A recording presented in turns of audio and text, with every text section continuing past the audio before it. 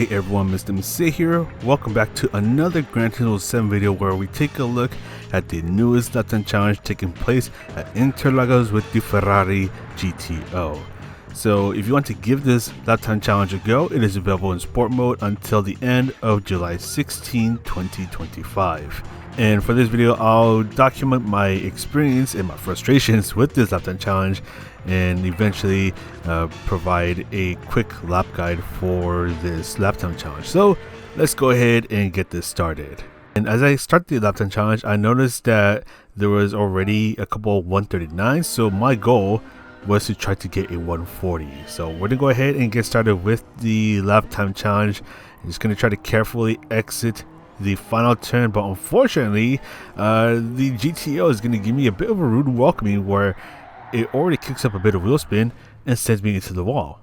So this is where I quickly realized that the GTO is going to be a bit more of a handful compared to the Lancia from the previous Lap Time challenge. For example, for turn number 1, I quickly realized that I braked about 50 meters too late and went off the track.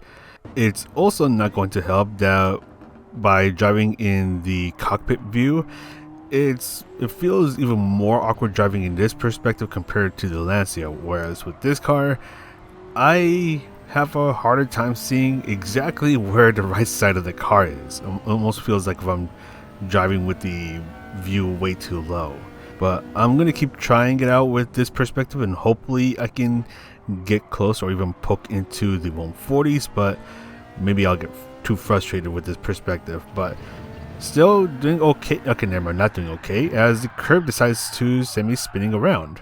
So I ended up cosplaying as a Beyblade there, but eventually I'm able to finally get a lap in where I'm just trying to be really careful getting back on the throttle and also just learning about how this car drives, because at least in my opinion, this car is a bit of a weird car to drive where it likes to understeer some parts and then oversteer other parts.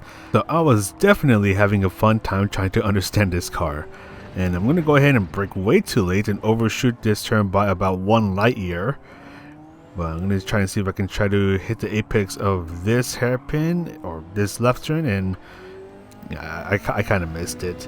But still trying to get a feel for this track and car combination, especially with Interlagos, as I'm not that good with Interlagos. I know whenever we have a sport mode race there, or especially a manufacturers cup or nations cup race here at Interlagos, I have a pretty bad habit of doing extremely poorly, just like how I did this turn and overshoot it by another light year.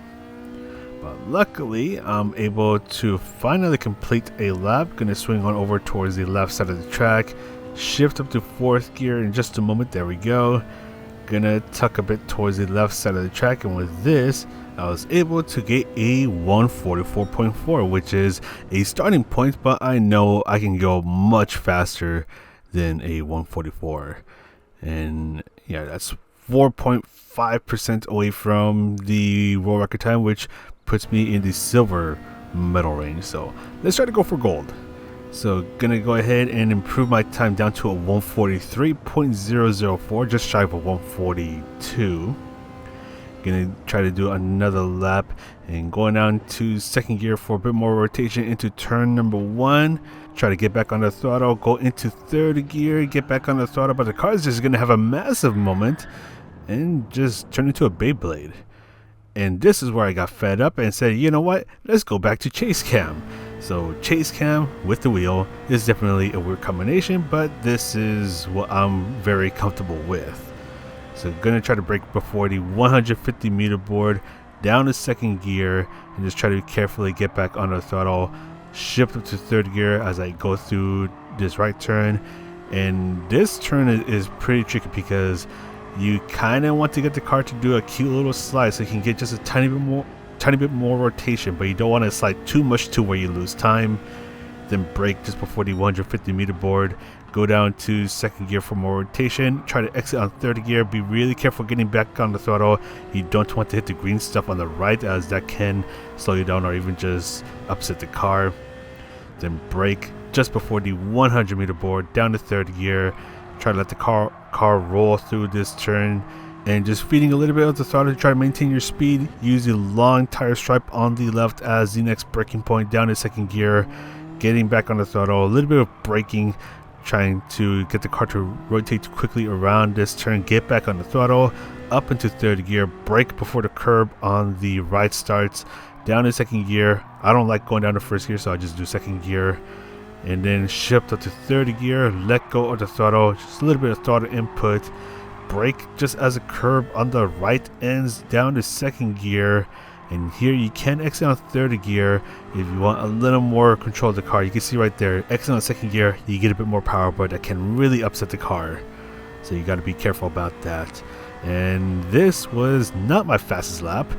This was me doing a couple laps on chase cam, and with this I was already down to a 141.7, so more than a second improvement. And it looks like a 140 is definitely going to be possible.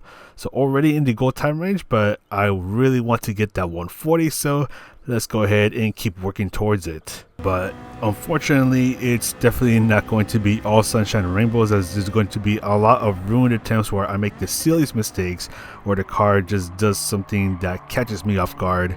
Going to exit this turn on third gear, get back on the throttle, try to get a little more rotation through this turn, but the car is going to rotate a little bit too much, and the curb is going to provoke it into making out with the wall. So that's one run ruin right there. And this one, I was trying to be a little more aggressive getting back on the throttle, but I carried a little too much speed, and that's another run ruined as I went off track.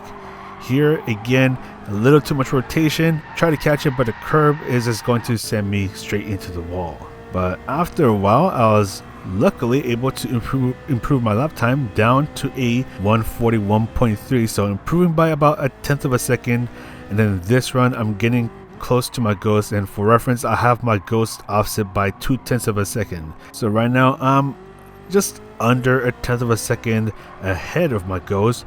But unfortunately, my car is just going to have a massive moment and turn to John Deere. And unfortunately, that's going to be another run ruin right there. But luckily, I was able to catch back up to my ghost and actually be right inside my ghost and improve to a 141.204. So getting close to the 140, and in this run, it was looking like the 140 was going to be possible, but I was getting a little too excited. Car starts to have a little bit of a moment, losing a bit of time up into third gear, and I need to get a great exit out of the final braking zone up into third gear, try to be a little more aggressive on the throttle, but I just barely clipped the grass on the right and sends me spinning around. So unfortunately, that's another run ruined. And then this run, gonna try to be a bit more aggressive, getting back on the throttle, get the braking point just right, down to second gear, get the turn in, and then exit on third gear. And look like this is going to be it, just getting a better run compared to my ghost, but my car ends up having a moment up into fourth gear, and unfortunately I take a big bite out of that curve, which upsets the car just a little bit, just barely ahead of the car. And looks like this could be the 140 that I'm looking for, but unfortunately I was off by 0.003 of a second. Yeah, I was pretty upset about that. So upset that I had to go take a break, and I came across this really interesting racing game called Uma Musume Pretty Derby. So I can't wait to put in some more time to that new racing game. But with this clip, this is my 140. So shift, when the shift bar on the bottom of the screen is at around 75% full, and for turn number 1, you can't stay on 4th gear, you don't need to go to 5th gear, brake just before the 150 meter board, use all of your braking power, down to 2nd gear, turn in as you go under the bridge, ease off of the brakes as you're turning in, so doing a bit of trail braking, lift off of throttle for the right turn, go up to 3rd gear. Here you can get a cute little slide to help the car rotate around the corner a bit better, but you do have to be mindful of your throttle input, go up into 4th gear, brake just before the 150 meter board, down to 2nd gear for more rotation, but exit on 3rd gear. Be really careful getting back on the throttle. Do not clip the green turf on the right, as that will mess up your momentum. Up into 4th gear, brake just as you reach the 100 meter board, down to 3rd gear and turn on in. A little bit of throttle control to try to get that extra rotation and maintain your speed. Use the long tire strip on the left as your braking point, down to 2nd gear and stay on 2nd gear for now. braking just before the curb on the left starts and just trying to get back on the throttle as soon as you can, up into third gear, brake just before the curb on the right starts, down to second gear. And here I think I braked just a little bit too early. Carefully get back on the throttle, open up just a little bit for this left turn, up into third gear, a little bit of throttle control, brake just as the curb on the right ends, and go down to second gear for more rotation. You can exit on third gear for a bit more stability, but you do need to maintain your speed, otherwise the car will bog down a bit and cost you a bit of time. And be careful about this curb on the left, as that can upset a car if you take too much of a bite out of it. And luckily here, tucking in towards the left, I was able to poke into the 140s, getting a 140.883. So there we go. So I was finally able to get the lap time I was looking for, and yeah, pretty happy with this lap. And at the time of recording, it put me at number 40 in the world, so pretty happy about that. We'll see if this lap time stays in the top 100 until the very end of the lap time challenge. I kind of doubt it, but it'll be pretty cool if it stays in top 100. But that's going to be it for this video.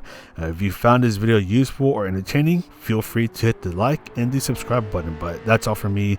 Take care, everyone, as the fireworks go off in the background. This is Mr. MCA, and I'll see you in the next video.